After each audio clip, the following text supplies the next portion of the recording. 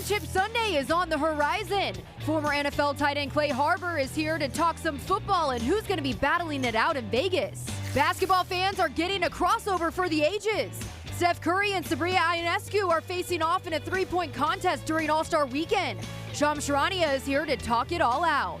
With Jim Harbaugh moving on to the NFL, the Wolverines are in need of a head coach. Is this the most intriguing job in college football? Former Michigan tight end Jake Butt is here to discuss. That and more next on The Rally. Happy Friday, everybody. Welcome to The Rally. Brooke Fletcher here alongside Joshua Perry. And we got two-time All-American Mackey Award winner, former tight end of the Michigan Wolverines, Jake Butt, back in studio with us. Two times. Wow. All-American twice over. How we feeling? Wow. I feel great after that. You guys always pump me up. I got to pump your tires when you're here on the show. Brooke. Always appreciate you coming on. Any big plans this weekend, guys? It is Friday. I don't. My wife has some friends in town. I flew her friends in for birthday celebration, so they got an Airbnb, set up some activities. So Madison, enjoy your weekend. I'll be posted up on the couch. Wow. You didn't get an Airbnb gift card for Christmas or anything like that, right? Or no United cards? If somebody would have gotten me one and I decided I wanted to spend it on my wife, I'm sure she would have been appreciative. As long as you show up on time, that's all I care about. And I'm sure that's all that Maddie cares about. We'll explain later. We don't have to explain right now. We got a good show coming to you right. Let's get right to it with today's big trends. We're going to start in the NBA because, hey, we're 3 weeks away from the All-Star Weekend, and the starters, they are set, people. They were chosen by a combination of fan voting plus media and player voting. With that in mind, let's take a look at who's in and who's out. The headliner here is obviously LeBron James, earning his 20th All-Star selection, the first player to ever do so. But let's bring in our guy, Shams Charania, for more on this. Shams, what else stands out to you from this list here? For sure, in the Eastern Conference, you have to look at the guard position, right? Damian Lillard making it in as a fan vote, media vote, player vote. He won overall over Jalen Brunson. But in a lot of ways, it was tied between Jalen Brunson and Damian Lillard after the player vote and the media vote. But the fan voting went Damian Lillard's way. And you think about the market difference. Milwaukee versus New York, even though it's the New York market, it's the Knicks. Jalen Brunson could not get the fan voting. And you have to look at just overall the years that these two have had and the impact Jalen Brunson's having. In a lot of ways, this is a down year for Damian Lillard from field goal percentage, three-point percentage. He's still putting up amazing numbers. And for Milwaukee overall, it has not been that dominant season that we all expected going into the season. They've been a little bit of a disappointment. And even just this week, the firing of Adrian Griffin and the changes and the instability that exists right now in Milwaukee. But you have to give Damian Lillard this credit. First time he's going to start over the course of his NBA career, his Hall of Fame career. And Donovan Mitchell is another guy who was, I think, potentially deserving to start over Damian Lillard as well. But it will be Dame Lillard in the All-Star game. I mean, you got to give some props to Damian Lillard there, but Shams, you brought up a lot of good points. Jalen Brunson, I feel like when I was getting on social media, that was one of the biggest names that was popping up because he's averaging a career high over 26 points per game here, and it came down to the fan voting. So you have to expect there was some frustration from his standpoint. Yeah, I think I'd be frustrated if I was Brunson. You mentioned the numbers, and we had the full screen up there of what he's done this year. He's been phenomenal, but, you know, it's a popularity contest. You got real famous guys out there with nice little celebrations in their clutch moments. Of course they're going to get a little bit of a bump from the fans. But a popularity contest, and you're comparing market to market. That's what's crazy. Yeah. Sean's bringing up the point. It's a New York market. That's one of the best parts about playing in New York. Yeah, but it feels like the game right now is like social media makes it where I feel like the markets are important when it comes to the dollars, but not necessarily to the stardom, right? Like, you want to be in New York, of course, but when you're Damian Lillard, it doesn't matter where you are. You're going to get the votes. No, it's hard. And then you look at the starters. I mean, Damian Lillard, yeah, you know, maybe Jalen could have been a replacement there, but the rest of them, you're like, okay, well, there are a lot of guys that were snubbed, but who do you have to take out in order to put some guys in? It's always a hard conversation. Yeah, because, I mean, I was looking at Kawhi Leonard. He's been outstanding this season, and also just his availability is enough of a reason to get in there. He's playing at an all-time level. But another interesting aspect to this, Shams, is Steph Curry. He's not a starter, which is rare because we're used to seeing him always in the All-Star game. What are you hearing about that snub?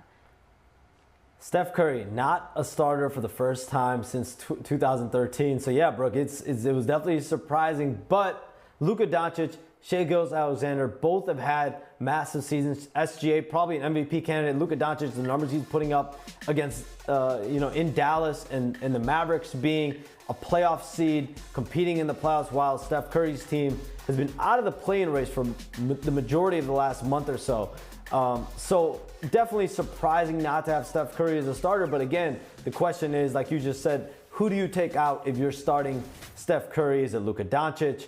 You would expect Steph Curry to be named an All-Star reserve, but this is a tough year for Steph Curry not being an All-Star starter for the first time in a really long time. I mean, you look at the way that Shea has played this year. I mean, we're talking about MVP, yeah. Right? So, of course, he's got to be in there. I think Luka's a guy, too, where we haven't necessarily talked about him enough and what he's been able to do performance-wise this year. And Shams brings up a good point about Steph, where the Warriors aren't feeling like what they used to feel like. We're not talking about them nearly as much for the right reasons here. And Steph Curry was banged up for part of the season, too, and I think that plays a factor into it. So, again, it's one of those where certainly we know what the track record is. We know who he is as a player. He's phenomenal, but some other guys right now, they're really playing some good ball that deserve to be in there. The team aspect's interesting, with OKC being second in the West and the Warriors struggling.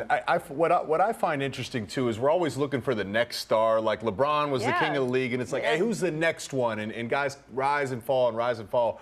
I wonder for Shea Alexander, like, could we look 5 years from now and say this is the beginning of the next era? Arguably the next face of the NBA. You also look at Tyrese Halliburton, another young star that has really made a name for himself this season. So although it's hard not to see Steph Curry and some of these, mainstays in the NBA as starters, but I mean, it is cool to see the young stars and, put them on this platform. But listen, we will see Steph Curry at All-Star Weekend because he is going to be participating in the three-point contest, but they're putting a little spin on it this year, Shams. A little NBA, WNBA crossover. We're going to have Sabrina Ionescu. She's going to partake in the event here. So what do you make of this? This has been in the works for several weeks now, a three-point shootout between Steph Curry, between Sabrina Ionescu, and it will be most likely for charity.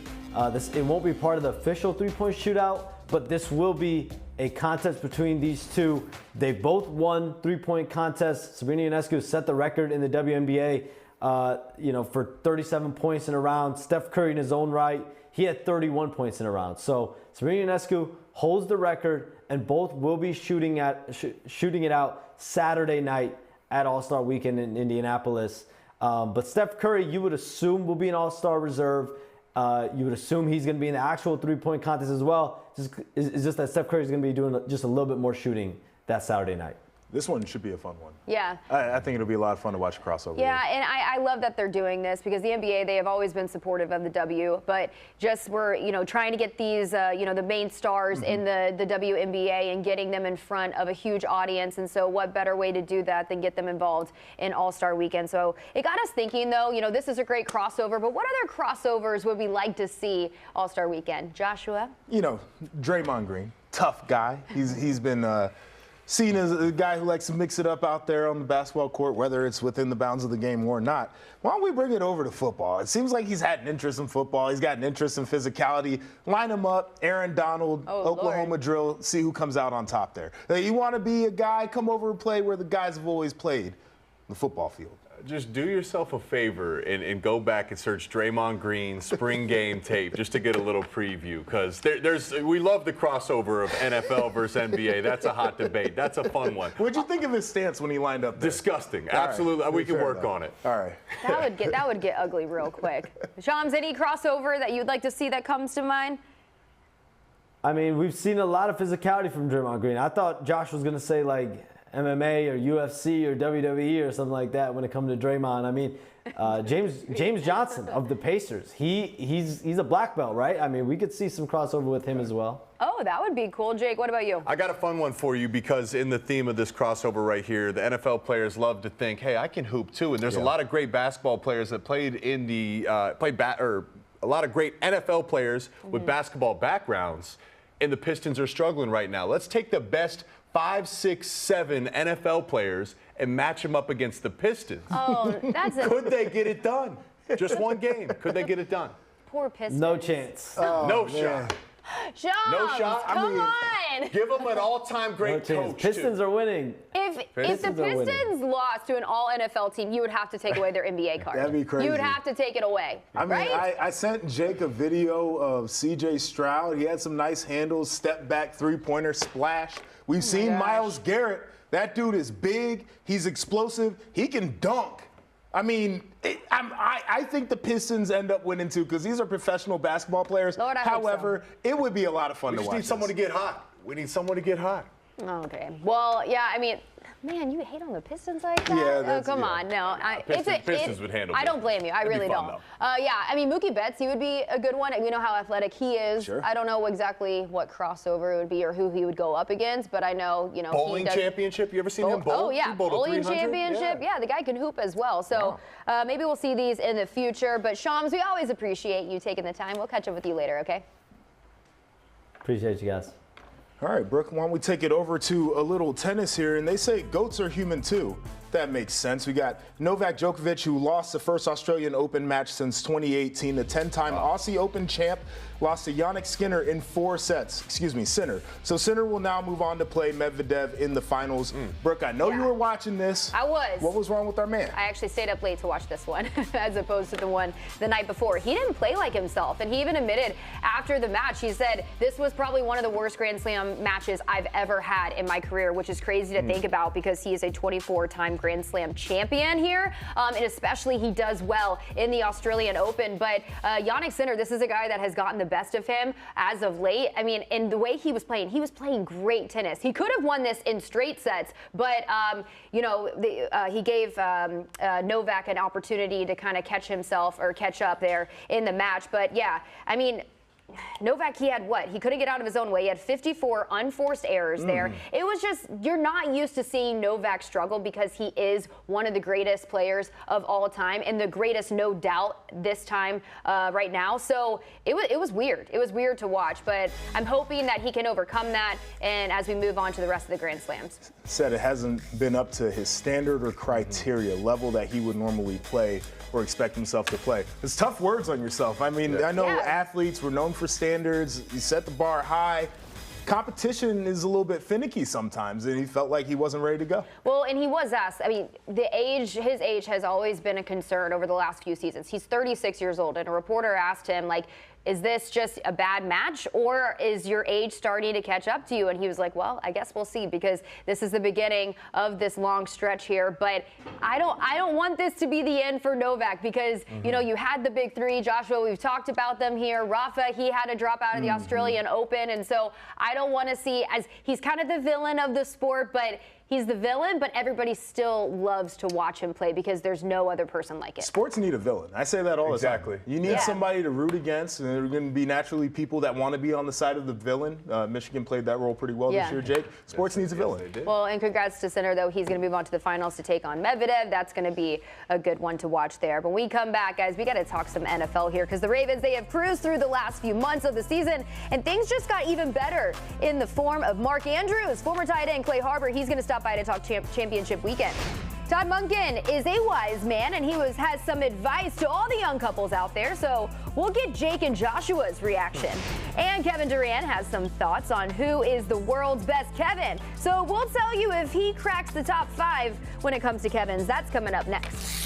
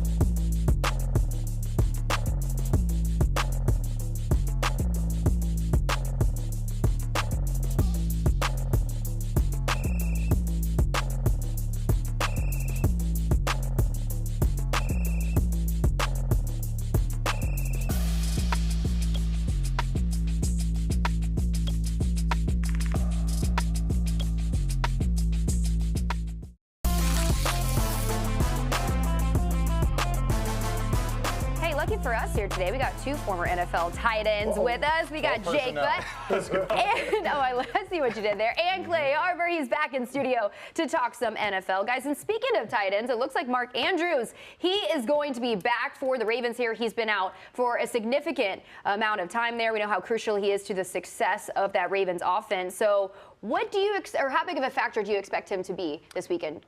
I think he'll be a big factor. Obviously, there's been an unlikely guy that stepped up. Isaiah Likely stepped up and really took his place. Yeah. But I think Mark Andrews is a veteran, right? If you're a veteran guy, he's played 6 years in this league. He has over 5,000 yards, 40 touchdowns. He's played in the playoffs before. He knows this playbook in and out. He's taking mental reps. He's a veteran guy. It's like going to be like a duck taken to water. If you've ever seen a duck go in the water, it's smooth. It's a seamless transition. He's going to be fine. I love it. He's going to be fine. He's going to play a big role. He's going to catch some passes. I think Isaiah Likely still gets some burn, but I think Andrews takes over. Yeah, well, and I think, as you know, the position of tight end, it's so important to have a relationship with your quarterback and the chemistry he has with Lamar. Like, those guys can just roll straight off the bench and they know exactly where they're going to be. Another piece of this is the contested catch. Like, he has some unbelievable hands. So even if he's healthy enough to play but maybe not full 100%, he's still going to have a bit of impact just because of the nature of who the Ravens are. I wanted to ask this question here because Jake actually enlightened me to this. You put out a list back in 2022. I thought it was a list this year. I was like, Clay, we're going to have a conversation about this best one. tight ends in the league, and you had Andrews at #1 on your list there. So do you feel like that's still fairly accurate? Where would you rank him as of right now? Well, this year, obviously, he missed 7 games. He still had 6 touchdowns, missed 7 games, which to me, I mean, that's very impressive. But I think you place him behind Kittle. The year Kittle's had, he's got a 122 pass rating when targeted.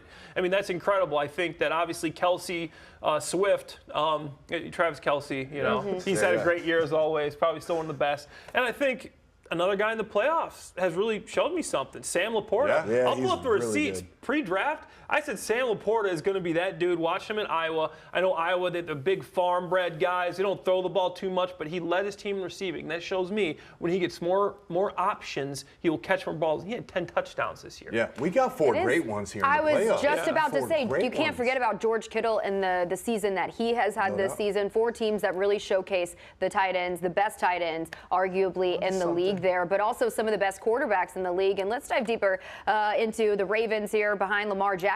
The Chiefs, they have given up the most rushing touchdowns to quarterbacks this season, or since 2019 here. And so we know that the Chiefs, their defense, they have played well, but I mean, it's different when you're going up against a guy like Lamar. So how do you slow him down? So they gave up 72 yards to Josh Allen last week.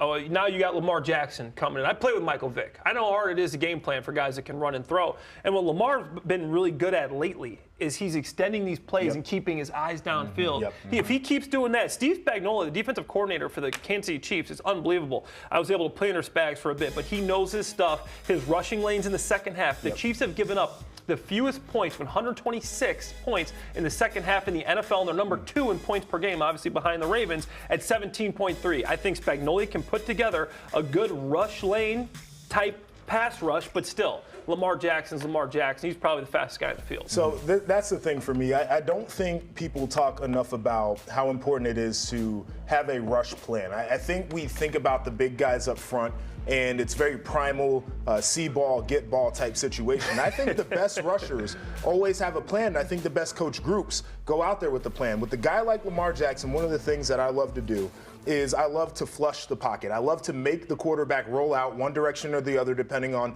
what he does best. If it's rolling to his throwing arm or away, we try to manipulate that so we can dictate where he goes. I want to know where that guy's going before he gets there because he's too damn fast for me to be guessing and then chasing. And then you got to have a spy. You got to have a very athletic linebacker who knows when to trigger and go get that guy. So they better be spending a ton of time this week working on those rush plans so they can make sure they have an idea of what they want to do with Lamar Jackson. They got a running back at quarterback for scout team for sure. Yeah, you have to. And you bring up a good point, though, the evolution of Lamar. I think what's allowed him to progress as a quarterback is when he leaves the pocket, he's kept his eyes downfield. He's become a much more mature passer. Yeah. But what you're saying is once you get outside of the pocket, you're putting a bind on that talented Kansas City secondary. It's going to be on them to decide, what do you want to take away? Do you want to come up and force Lamar to throw it, or are you going to stick on your man or your zone and let him run?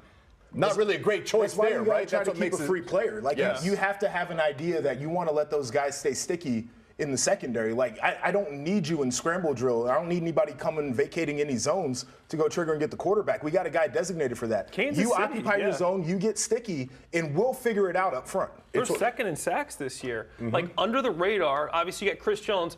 Who do you got that's a big name player after Chris Jones? They're still second in the NFL in sacks. Karlaftis, my guy. Yeah, come on, my guy. Karlaftis. And I told y'all about him, too. Hey, he's a you stud did. now, Why are you looking at me when you say that? Because you know exactly why I'm looking at you. I know, but we're going to pivot here because I don't want to hear it from you. All right, let's get to the NFC matchup. We got the Lions. They're taking on San Francisco. And, man, I mean, they are featuring two efficient offenses, specifically when it comes to the rushing attack there. Both are bread and butter. So, I mean, who has the edge when it comes to that aspect of the offense? I mean, these are two of the best. Obviously, you got that duo of Gibbs and Montgomery. Montgomery, over 1,000 yards, 13 touchdowns. Gibbs, 10 touchdowns, 945 yards. These guys are just like smash and dash. They complement each other perfectly. It's just a great union between these two. But then CMC, almost 1,500 yards. Obviously, everybody knows about his touchdown streak. He can catch the ball in the backfield. He can run it. Here's a stat for you. When CMC runs for over 75 yards in a game, the San Francisco 49ers are 11-1. I mean, that's telling to me. If he runs, opens it up for Purdy. Obviously, we got Debo. We know he's playing now. That's a hard-to-stop offense. Yeah. Here's an interesting point, because these are two great offensive lines, too, and the tight ends in this game are more than willing blockers. But what happened last week, the Lions lost their left guard. He's going to be out for this game. And even though Ragnow is he's going to play. He's beat up. He was beat up in that game. He got rolled up. You know, that Toradol can only go so far. So how healthy is that Lions offensive line? That's going to be a piece of this. I think it's going to be a piece of it. But we were in the group chat watching the Lions play over the weekend. Game was, in the fourth quarter, and Detroit was trying to figure out a way to really pull away, separate, and win that game. And what did I say in the group chat? I said, give the ball to Jahmyr Gibbs. Yeah. He's different when you watch a guy like him, and we know Montgomery's good too, but he's got the speed, but he's got a unique patience for a young player in the league. Great contact balance. You hit the guy, he rarely goes down, he rarely loses his footing.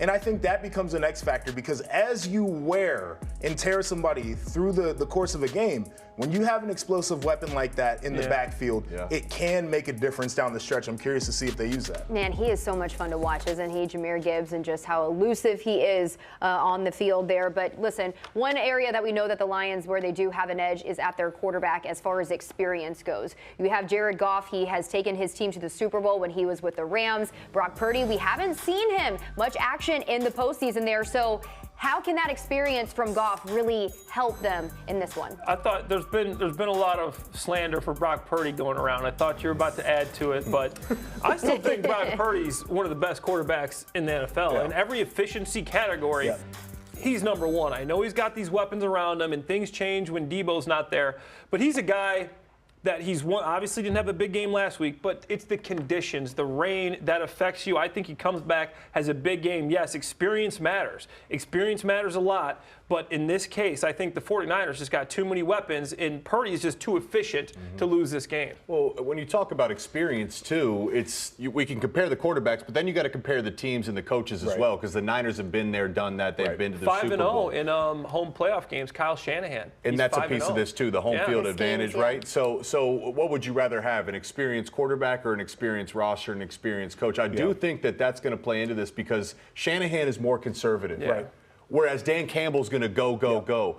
How does that factor into this matchup? It's going to be a close game. I think that's a way to flip pressure, and this is like the Ohio State-Michigan thing that we talked about back in November. But one of the things that Sharon Moore did as a young coach was he was like, fourth down, screw it, we're going, right? And that's Dan Campbell's whole mentality. And like, people get on him, they're like, you're too far into the analytics, you go for it too often. He's applying pressure, and he doesn't care if pressure comes his way. And so I think that benefits them. One of the biggest matchups in this game, though, is Lions secondary, Brock Purdy. Can they get sticky? Because I don't think Brock Purdy's great when he's throwing into small windows. I want your take on this matchup. Aiden Hutchinson versus Colton McKittis, who's given up 10 sacks this year, over 10 sacks this year. Aiden Hutchinson moves. Do you think he's going to stay over there and rush Trent Williams? No, he's coming over to Colton McKittis, who's given up. He's a revolving door. I think I could go out there and get some pressure on him. And Hutch has been towards the top of the league in pressures this year. The last 4 games, very disruptive. He's had sack in each of the last 4 games and 8 sacks through that span. You put a tiger on that dude, get the tight end, chip him. You get the running back, chip him. Everybody get some hands on that man. When he gets the matchup. The issue is that's Kittle and that's McCaffrey. Okay. Right? Okay. So to Chip, bump him on the way. I would rather use that resource than have my quarterback laying on his back. Those are weapons. I'm there, but this could be a great game. Two great games. Great game. Two great games, man. Yes. I'm looking forward to it. Clay Harbor, all great insight from the former NFL tight end. Love to have you back in the studio. Appreciate it, guys, we're not done talking about these matchups this weekend because Todd Monken, he dropped a few tidbits of advice for young married couples. Okay. We're going to tell you what he said on the other side of the break. Stick around.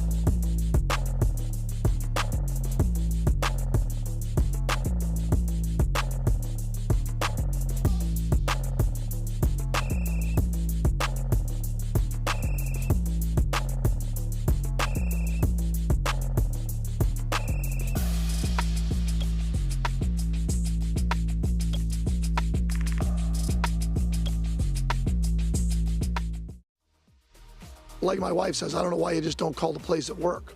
Just seems that simple. I mean, just why would you call anything but the plays that work? I said, you're right, honey. As usual, you're right. That is offensive coordinator for the Ravens, Todd Monken. And just his first year, he has created one of the most efficient offenses in the league. But, you have your wife there. Just give it some simple advice. Just call better plays. Call the plays that work. Yeah, call the plays that work. Is it that simple? Calling plays? It can be that simple. She makes it seem like it's that simple. Just give the ball to Lamar. Plays. That works, right? Yeah, Here yeah. we go. JP, as a married man, do you have any advice for someone engaged like Jake here? Jake's getting married this year. Yes. Talked about the wedding planning. I wrote down a few pieces of advice here. Okay, starting with number one, don't make assumptions. I feel like one of the things that we like to do is we just guess. Guessing gets us nowhere. Ask a question, create clarity within the relationship. You run into less problems. Number two, it's not always about being right. And this is one that I really struggle with because y'all know around here how much I love to be right. But sometimes it's not about that. Yes, dear, is an acceptable answer, even when you know she might be wrong. Number three, boundaries. Big one. Set them. Not just for yourself and what you like in your personal time, but family gets involved. And eventually when you start a family, you want to make sure that you got some things set aside. And then the fourth one, this was a big one for me, is sometimes you got to ask your wife when she's telling you about her day and there are issues that are, have popped up. You got to ask the question, do you want me to listen or do you want me to give advice? Because one of the things I get caught up on is my wife is telling me about a problem, like this is what you got to do. And she's like, I really don't care. She's like, I'm just trying to vent right now. And you got to know that. Save a lot of arguments. That is great advice because this is like sometimes your wife or a girl, she just wants to vent, she just wants to get it off her chest, but she just wants you to sit there and just nod your head. Just listen. Because the advice sometimes, I don't need it. So I really don't care for your advice. I just needed to get this off my chest. I'm really glad that you said that. And you give good advice too? And you're a problem solver. You do as well. You just got to know. Oh, yeah. I'm processing. Oh, well, you just do this, and you're good. Yeah. But Jake, you and your fiance, you guys have been together for a really long time. Decade, so I'm sure that you have figured things out by then. But yeah, that is great advice. Thank you. I appreciate it. Absolutely. Yeah. Great advice. Take your notes. We'll clip this off so then you have it, just for reference when you. If I'm wrong on any of this, too, don't blame JP. Don't call me. Blame JP. Don't call me. I got it. That's the most important. All right, guys. Question for you: Durant, Garnett, Love, McAllister. What do they have in common? Kevins. That's right. We're going to tell you if KD is the alpha Kevin. Coming up next. Alpha Kevin.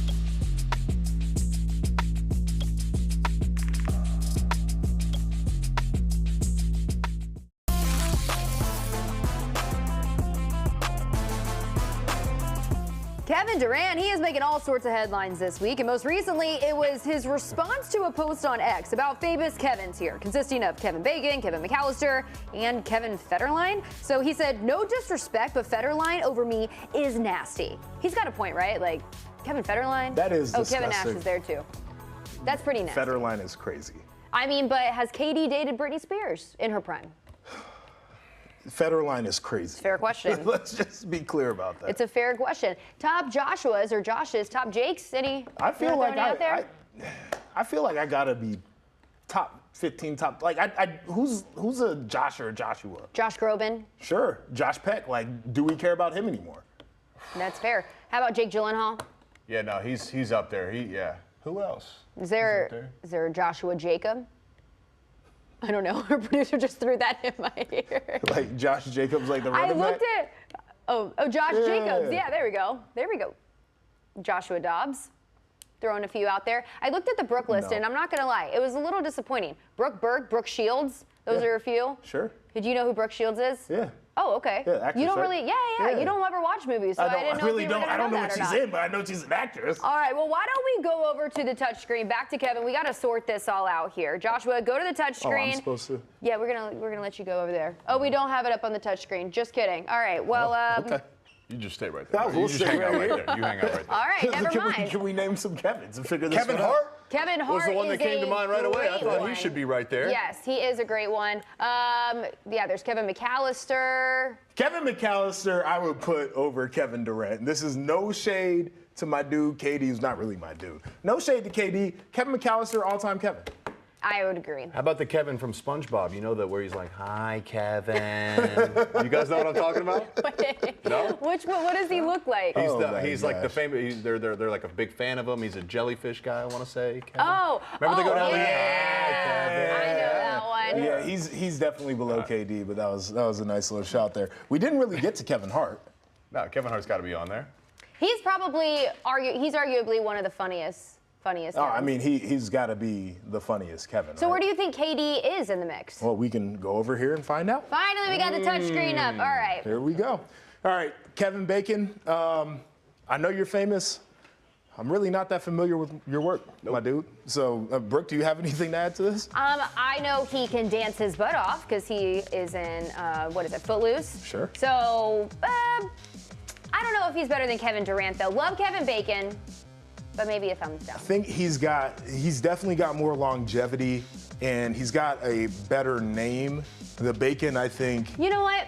You persuaded me. I got no idea who this guy is. Never seen him, never heard of him. I got no idea. This is good because usually I'm the one where you're like, Kevin Bacon is. Just press the green. Okay. Green. Okay. Kevin Hart, we talked about this. Yeah, he's got to be one of the top Kevins. That's a fire suit too, and that suit, I mean. With the turtleneck under it, you love that. Now, I will say that I'm not a huge fan of Kevin Hart in movies. I think that his stand-ups are better than the movies. I would agree that I think a lot of times when comedians, when they first start off, they're really, really funny, and then it kind of dies off. Yeah. But we'll give him the thumbs up on this one. Kevin Costner. No, you got to give him green. Yeah. It's Kevin Costner. Sorry, All right. Kevin McAllister, we talked about it. The dude was a menace, but also, like, good for him on overcoming the things that his family threw at him, because they didn't give a damn about this kid. Talk about overcoming. KD could take a page out of his book. Ooh. Instead of transferring to the next team. Oh, I like that. Kevin Garnett. This is tough. Really good in the podcast world. This is tough. The social media clips are amazing. He tells funny stories. I'm gonna let you guys make this equivalent. I got KD over KG. I Can't got KD say the over word KG. equivalent. You can't say the word equivalent. That's a great point. Yeah, doing KD, you got to get the red. Yeah, we got to get a red in there. Sorry, KG. All right. All right, So he's KG. in the mix. Yeah. Right? So you're the best He's not hooper on the best. list. Yes, you're the best hooper, and I think that says a lot for our guy, something, Kevin KD. Durant. That means something. All right, well, from some of the best to play the game of basketball to some guys that are really making a name for themselves in the NFL. We've been talking about a lot of rookies or young stars in the playoffs here that have really just made an impact, and one of those that's still in the mix is Zay Flowers with the Ravens here. What's impressed you most, JP, from what you've seen from him this season? He acts like a mature receiver. The way that he runs routes, his concentration when catching the football, displays a maturity that is better than what a rookie would typically show.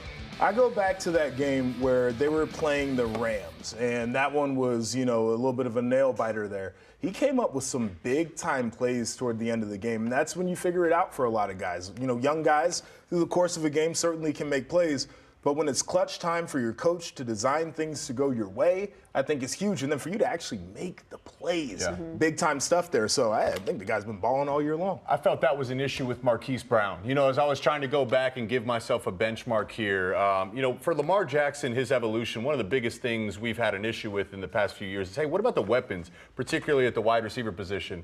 And Marquise Brown showed some nice flashes, a guy that popped up on the scene. Speedy, could take the top off of the defense, but I felt there was too many drops in too many big-time situations. Obviously, he moved on to the Cardinals. But when you talk about maturity for Zay Flowers, there is an art and a skill to knowing how to separate and run good routes. And Zay Flowers, as a rookie, has showcased that right away. That's the minimum standard. Then you're talking about, JP, make the plays, but make the plays in the biggest moment. what this Baltimore offense has completely evolved. It's why they can certainly win a Super Bowl this year. And you got to look at this receiver position led by Zay Flowers to pay a lot of credit to. And I think it helps having, veteran presence around you. And Odell Beckham Jr., he's been in the league for a while. We've seen what he's been able to do for his career over this past season. But just having a guy like that just in your ear, that can help elevate your game. You mentioned the maturity. That can help escalate that as well. And I think the maturity of Lamar Jackson, I think, he has a whole new perspective coming into this season. And when you see this team, you can tell the chemistry that they have in that locker room. And that makes a difference when it comes to building that chemistry out on the field. And I think all of that plays into Zay Flowers and his success. I don't know this for certain because I'm not there every day, but it feels like Lamar Jackson is the type of quarterback that is very direct with the pass catchers on what he wants. Like, hey, I need you to be here, and I need you to set up the route like this. I think he probably communicates that expectation clearly. Then you put a young dude in there with some veteran guys like you mentioned, and all of a sudden it becomes a really good group. As the great quarterback should be, they should be direct. And I just want to give credit to OBJ because there's a period of his career where he was considered a drama queen and maybe a distraction at times. But for a guy that, maybe he's not making the headline plays this year, I imagine he's played a big factor in Zay Flowers' development. That's leadership. You look at Odell's salary, he's earning it in other ways rather than just making big-time plays. Odell is interesting to me because I feel like he always wanted to be in a place where he could win. When he was in New York, did not feel like he could win. When he was in Cleveland, did not feel like he could win. Went to L.A., felt like he could win. They did win. He's in Baltimore, feels like they can win, and I think that's why he's on his best behavior. He wants to win. Yeah, and there's no doubt that he, alongside Zay Flowers, they're going to be huge factors in this game this weekend here. But let's switch gears and talk some college football. Back to your alma mater, Jake, and that is the Michigan Wolverines. They are looking for a new head coach, and this got us thinking where the Michigan job ranks among best jobs in college football. So we're going to go through a few options. Don't be a homer here, Jake, all right? Don't be a homer. Don't be a homer. Try not to be biased. Let's start with Notre Dame. Is it a better job than Michigan? You got to include JP in this because I do fear for my own homerism here. No, Notre Dame is not a best job. Both academic standard, very even on a lot of different categories. Michigan, they won the national title. They're the better job. Yeah, I would say Michigan definitely is it. And I think both of these programs, obviously blue bloods, both of them have gone through lulls in their success. But for Notre Dame, I think their last championship was like 88. Yeah. Let's be clear about this. Michigan is a place to be over Notre Dame. Yeah, they have the notoriety there, but Michigan is definitely the better program at the moment. How about Texas, though? A team that has made the playoffs. Technically, they are back, but are they better than Michigan? How can I say they're better than Michigan when they fell short this year? The coaching job, I mean. Still. I just think Michigan, I'm going to give the edge to Michigan.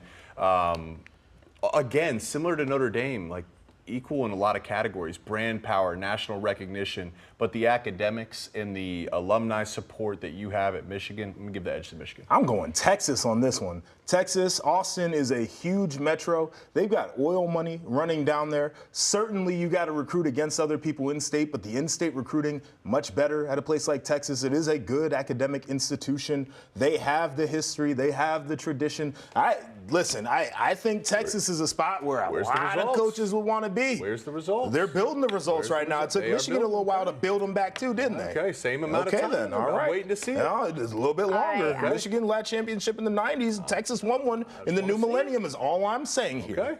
All right, well, a school that is backed by, Michigan is backed by the Jordan brand. We have a team like Oregon that is backed by Nike, obviously being up there in Oregon. So where does that job stack up against Michigan? Oregon is sexy for all those reasons you said. Look, it's a beautiful part of the country, but I got to give the edge to Michigan once again. When you just stack them next to one another, Michigan has too much. They're just an imposing figure over Oregon. Michigan's the better job. Yeah, here's the thing about Oregon is I think Dan Lanning is like the first coach to be like, I want to make Oregon my lifelong job. I want to make it my home. Like, we've heard many coaches say that about the University of Michigan. It's definitely Michigan. And Oregon's a great program, but it's Michigan. All right, we're going to speed this up here. USC, a better job than Michigan. Nothing needs to be said. Michigan. This one's I don't think it's that open and shut, man. I think if they had the right coach in there, which we saw when it was Pete Carroll, it's really, really close. I think the edge is Michigan right now, but I'm not sleeping on USC. California as a really taxes. Good job. California taxes. They give a housing allowance to the coaches in their contract. Private school, they can do whatever the hell they want to do. Michigan. You get all 4 seasons in LA Michigan. traffic. Detroit pizza's better. They don't have winter. Michigan. Make some good points. How about Florida? Speaking of sunshine, Florida, is that a better job than Michigan? You guys have seen the headlines of the crazy people that are living down in Florida. Simple enough. Enough said. Wow. Michigan. It's Michigan. Michigan. Went all Florida man on us. It's Michigan, but Florida is one of those sleeping giant type situations. When the right coach is there, they win championships. You don't like jorts, Jake? Fair point. You don't like wearing jorts like they do down there in Florida? You know me in hot climates. You know me. That doesn't work for me. You are exactly right. That would not be a good combination. How about the Dogs? How about the Georgia Bulldogs? You go first. I feel like these programs are very similar in what they are. I think Georgia for a long time is like what Michigan was for the last 25 years, where they were really good, but people said they couldn't win a championship, and it just took the right coach being in there to actually win a championship. The benefit of Georgia, the proximity to talent. That's a big difference maker, a big differentiator, between being at Michigan, which is, again, one of the premier jobs, but Georgia, they're right there in your backyard. It's slight edge for me to UGA. These are where the debates, in all seriousness, do get interesting here, because both are destination jobs, both are final destination jobs, and I think it'll come down to a matter of personal preference at this point, don't right? disagree with Seriously, that. Yeah. You're right. Hey, your proximity to talent, but then Michigan has some different values, and for me, I'd lean to Michigan. Okay, this is where it could get interesting. How about LSU down there in Baton Rouge? Is that a better job than Michigan? Would Brian Kelly leave LSU to go to Michigan? I think that's a good way to look at this. Do you think he would leave, all else equal, LSU to go to Michigan? He might, but I think it might be to run from what he has to deal with week in and week out in the SEC. Let me paint this picture for you on why LSU is a better job. You've had basically every coach since Nick Saban that coached at LSU has won a championship. Even Ed Orgeron, who is a failed coach just about everywhere else and failed shortly after he won that championship in 19, he won one as well. The talent's all right there. They are invested. They're paying that man Brian Kelly a ton of money. They gave him a Jimbo Fisher type contract. That, to me, just the success that the coaches have had. They aren't even the best coaches in the game down there. These are good to great coaches with the exception of Saban. Better job. Us three could have formed our own staff and won a natty with that team that Ed Orgeron won a natty with. But the crazy thing is that he was able to put that team together, not even being a good coach, because the players are right there. It's a fair point. One thing I know That's actually about a really LSU, great point for LSU. For sure. One thing I know about LSU is when times are bad, they are very bad. But when they are good, they are the very best, and that's one of the best fan bases in all of college football. And finally, I think we can't do a comparison without mentioning the Ohio State Buckeyes. Go ahead. You can admit it. We know. You can say the truth here. What's the truth? You can say it. I want you to start. Yeah, we both know it's Michigan here. Why? We could explain You all this should good explain. Stuff. Past 3 victory, like they're again a lot of equal Midwest, but 3-0 the past 3 years. They got the national title. It feels like you're trapped in today. Back-to-back Big Ten champions. It feels like you're trapped in academic, one of the best public institutions in the entire world, largest alumni base in the world, winningest program, first team to 1,000 wins. You can say winningest program and then say that as a reason why they're better than every job in the country because they got more wins than everybody. I would use a piece of that for sure. I don't think that's the case. You look at so Ohio State, 56 years running, they have been ranked at some point in the AP top 25. The next team is 27 years. The chasm, they've doubled up the next team because anybody can go there and you got the resources, you've got the recruits. Better to recruit Ohio than it is to Michigan, no doubt about that. I love Ohio You've got the tradition, you've got the best players who ever played for Michigan came from the state of Ohio, and you know that because Ohio's the place to be. It's the place to be. It's the program of record. Okay. Best job in the country. That's a good point. Shout out to Ohio high school football, but when we're talking about college football job, it's Michigan. It's not. It 100% Some great is high school not. football being played in Ohio. It literally. Ann Arbor is an unbelievable town. It's consistently voted one of the best towns to raise a family in America. It's the floor for Ohio State since 2000 has basically been like 9 or 10 wins. There was 1 year where there was a 6-win season. The rest of them, when I was playing there, we lost 4 games total. We lost one conference game. It was the last game we played in conference, one regular season conference game. It was the second to last one we ever played. Let's see how we finish out this next decade. We can see. It is flowed. It's flowing, but it's like people. 11 wins. I mean, if y'all want to call the program down, that's crazy. I'm really glad that we found some common ground here on this. There was no common ground found, but I'm really Jake glad. wants to lie to himself, that's fine, but don't lie to America, Jake. Okay, Mr. Politician. I would never lie to you, America. I would never lie to you. Hey, how about Nick Saban? What do you think he's up to these days? Hopefully staying out of the ocean. Well, his daughter gave us the latest, and he is in the ocean. Joshua, we're going to share on the other side of the break. Stick around.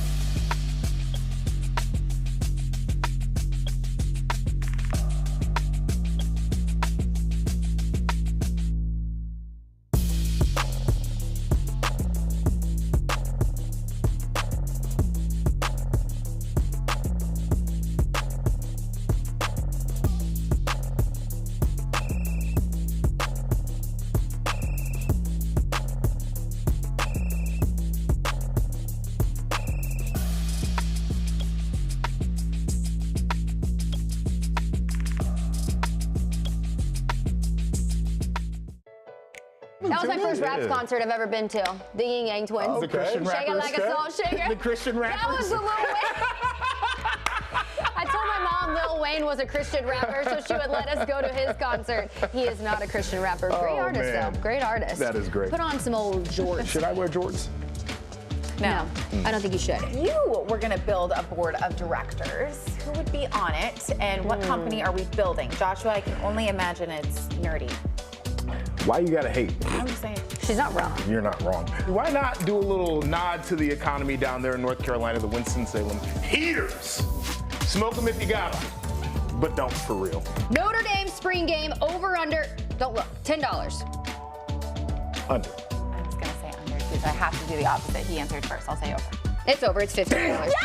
I win. I get to spin it and try to get to $1 and then go to the final round. I can't wait. This is very exciting. Well, let's talk about Miami first, because we talked about Rozier at the top of the show, and I already kind of gave it away on where I think this confidence meter should be with this team. And I've never used this, and I knew that was going to happen. I've never done it. Oh, no, I it's have no okay. idea. Let me tell you, it's high confidence. We'll come sit back down. I broke it. What feels better as a player, a kill or a block? That's so funny. We were just talking about this yesterday. I said that I like rather blocking than hitting because I just feel like blocking is way more disrespectful. Live shows, sometimes we have updates happening in real time, and coincidentally, as we are talking about Jim Harbaugh, Adam Schefter just reported that he is going to the LA Chargers as the head coach. Here we go. All of this speculation on if he was going to stay, he's heading to the NFL. So let me put a pin on this then, because I'm Yes. glad this happened at this time. because you had a coach who is a Michigan man, a national champion, went 15-0, the best team in the country this year by far, has built a culture that is unquestioned within that locker room, and he walked away when it's being reported that you offered him everything he asked for. There's an issue there. Oh, it's been a fun week here on the Rally, guys. Before we let you go, we got to talk about Nick Saban, because after retirement, we're always wondering, like, what's he up to? Well, thanks to his daughter, she's keeping us updated on social media, saying, quote, he's frolicking on the beach, playing some golf, and apparently boogie boarding there in the ocean. I mean, he's just having some fun, right? Can you blame him? Makes me happy to see him happy. He probably needed that. Yeah. Oh, this is from 2018. My bad. But he is frolicking right now, guys. I'm sure he is. How many little Debbie snacks do you think he eats? Crushing them. Like, Loves now his that he's Debbie snacks. retired, do you think he's upped his intake? Probably. Maybe. But just think about this. Because he's enjoying the retired life. You could be traveling around trying to pitch to recruits, and they're asking for more and more money. Instead, he's frolicking on the beach and eating Little Debbie's. That sounds nice. That sounds amazing. Doesn't sound bad. Okay, Bill Belichick, he doesn't have a job yet there in the NFL. So maybe they could join forces. Maybe Bill could just, call up his guy Nick and be like, hey, can I come hang out with you, play some golf, maybe sip on some beach cocktails? I think that's a good move. Just put a camera in front of them when they sip on cocktails, because I want to hear them talk about football, selfishly. See? I want to hear them talk ball. That would be amazing. What do you think, They should learn how to play guitar together or something. What if they started a band? Yeah.